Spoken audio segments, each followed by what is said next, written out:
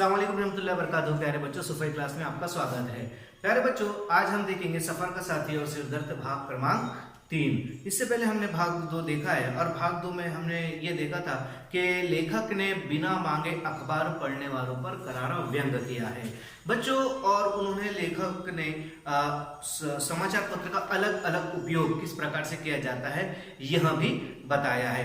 आज लेखक कहता है कि आज के भाग में लेखक आज हम देखेंगे कि लेखक कहता है कि बिना मांगे अखबार पढ़ने वालों के अलावा भी जब मैंने कुछ क्षण आराम करने का सोचा, कुछ पल मैंने आराम करने का सोचा, तो अचानक एक व्यक्ति ने मुझसे प्रश्न पूछा, कहाँ तक जा रहे हो। फिर उसके बाद मैंने उनसे कहा कि मैं हबीबगंज जा रहा हूँ, भोपाल। तो लेखक से सहयात्री ने प्रश्न पूछते हुए कहा कि भोपाल गाड़ी कितने बजे तक पहुंचती है। तो लेखक ने उसका जवाब दिया कि 3:15 बजे तक ये भोपाल पहुंच जाएंगी। तो कहते हैं कि क्यों, टाइम बदल गया क्या।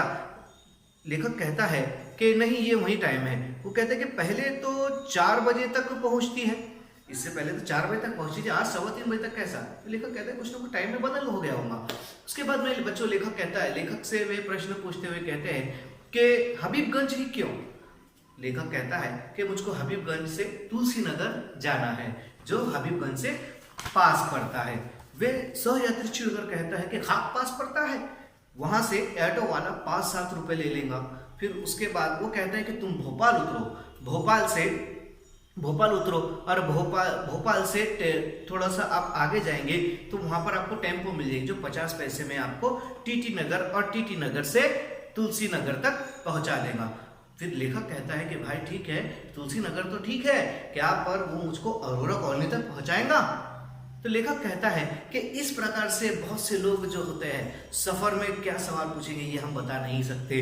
वे कहते हैं कि सहयात्री के प्रश्नों का उत्तर आपको देना बहुत जरूरी है। अगर से आप उसके उत्तर नहीं देंगे तो वे प्रश्न पे प्रश्न आपसे पूछते ही जाएंगे। सहयात्री से प्रश्न पूछते हुए एक व्यक्ति कहते हैं कि भाई आप कहाँ तक चल दिए, आप कहाँ जा रहे हैं, भोपाल किस काम से जा रहे हैं। तो लेखक कहते हैं कि भाई कुछ मीटिंग से मैं भोपाल आया हुआ हूँ। पर लेखक ने उनसे कुछ पूछा नहीं, फिर भी उसने अपनी बातें करना शुरू कर दिया। भाई मैं वल्लभ भवन में अकाउंटेंट हूँ और लोगों के बिल बनाते बनाते अपना भी पेमेंट निकल जाता है। मुझको तो एक बीवी है और 2 बच्चे हैं। जाहिर सी बात लेखक कहता है कि मैंने उससे कुछ पूछा नहीं, उसने उसकी पूरी कुंडली मुझको बता दी। वे आगे कहते हैं कि अगर अब यहाँ पर लेखक कह रहे हैं कि यदि अगर से रेलवे डिपार्टमेंट वाले आपको रेलवे में मिल जाए तो वे किस तरह से वार्तालाप करते हैं, अपने डिपार्टमेंट की किस तरह से वार्तालाप करते हैं।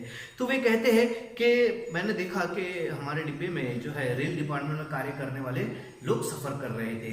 वे आपस में बातचीत करते हुए कहते हैं कि अगर ट्रेन में रेलवे कर्मचारी का साथ हो जाए तो सारे रास्ते गाड़ियों की शटिंग करने की आवाज सुनाई देंगी।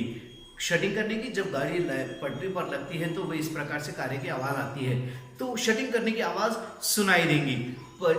अब वो एक कहेगा कि एटअप से आ रहा हूं, 7 डाउन से जाऊंगा। फिर वो कहते हैं कि अगर स्टेशन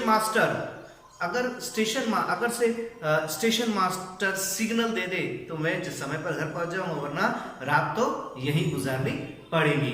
वे आगे कहते हैं कि अगर से आउटर पर आकर कोई एक्सप्रेस खड़ी हो जाए, सिग्नल ना मिले तो रात तो आज मुझको यहीं पर ही गुजारनी पड़ेगी। आजकल तो मेल को रोककर माल को पास करना पड़ता है। यानी बच्चों, आजकल को जो मेल गाड़ी होती है, जो सुपरफास्ट गाड़ी होती है, इसको स्टॉप करके माल गाड़ी को पास करना होता है। वे कहते हैं कि उसमें अंदर माल भरा होता है, जो अगर से ज्यादा समय तक रुक जाए तो खराब होने की संभावना होती है, इसलिए माल गाड़ी को पहले पास करना पड़ता है। अगर से मेल में बैठे हुए कोई यात्री को अगर से कोई समस्या भी निर्माण हो और वो शिकायत करना चाहे तो शिकायत पुस्तिका आते आते ट्रेन निकल जाती है, यानी रेलगाड़ी आगे बढ़ जाती है, तो शिकायत उसकी धरी सी धरी रह जाती है। उसके बाद में वे कहते हैं कि छोटी लाइन वाली, अब एक दूसरे ने कहा, अब एक व्यक्ति ने तो अपनी पूरी बात बता दिया कि मुझको 7 अप से आना है, 7 डाउन से जाना है, पर उसके बाद में दूसरे व्यक्ति ने कहता है कि मैं पूछताछ विभाग में काम करता हूँ, यानी इंक्वायरी। यानी इंक्वायरी में, पूछताछ विभाग। वो कहते हैं कि एक बार कुछ लोग बाप भी कैसे कैसे कुछ लोग ऐसे ऐसे सवाल पूछते हैं, अलग अलग सवाल पूछते हैं। वे कहते हैं कि कोई पूछता है 10 बजे वाली रेल कब आएंगी, कोई पूछता है छोटी लाइन वाली गाड़ी कहाँ पर खड़ी होंगी, मानो उसके बड़ी लाइन पर खड़ी होने का अंदेशा हो। एक दिन एक आदमी ने तो कमाल कर दिया, पूछा क्यों भाई साहब बिना टिकट वालों के लिए बाहर जाने का रास्ता कहाँ से है। वो कहने लगा कि फिर वो कहते हैं कि मैंने उनसे कहा कि मेरे पास बैठ जाओ, मैं भी एक दिन इसी तरह से रास्ता पूछते पूछते यहाँ आया था, अब लोगों को बाहर जाने का रास्ता बताने का काम कर रहा हूँ। एक बार एक सहयात्री ने पूछा क्यों भाई साहब क्या आप यात्रा पर जाने से पहले आरक्षण करा लेते हैं, यानी रिजर्वेशन, आरक्षण मीन्स रिजर्वेशन, क्या आप आरक्षण करा लेते हैं। वे कहने लगे, लेखक कहते हैं कि मैंने कहा यह तो सहज बात है, यह तो कॉमन बात है कि आजकल बिना आरक्षण के यात्रा करना मतलब सिरदर्द मोल लेना है। वे कहते हैं कि आजकल यात्रा करना तो आज बिना आरक्षण की यात्रा करना सिरदर्द मोल लेना। सिरदर्द मोल लेना कैसा कि बच्चों आपको पता है कि आज ट्रेनों में बढ़ती हुई भीड़ के कारण बहुत से सफर यात्रा करना बहुत मुश्किल हो गया है। तो इसलिए बहुत से लोग क्या करते हैं कि जाने से पहले अपना आरक्षण करा लेते हैं। अब वे कहते हैं कि आरक्षण करा लेना, यात्रा के बगैर आरक्षण के बगैर यात्रा करना तो बहुत मुश्किल है, पर वो सहयात्री कहते हैं कि आरक्षण कराना ही सबसे बुरी बात, आज सबसे परेशानी वाली बात है। आरक्षण कराना ही आज सबसे कठोर बात हो चुकी है।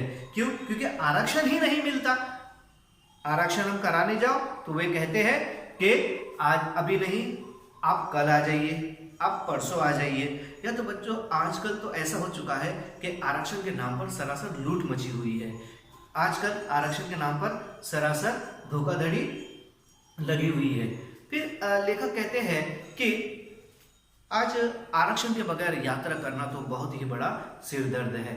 आज अब देखते हैं बच्चों इसके आगे का भाग, हम इसके आगे का नेक्स्ट भाग अगले वीडियो में। तब तक के लिए अस्सलाम वालेकुम वरहमतुल्लाहि बरकातुहू।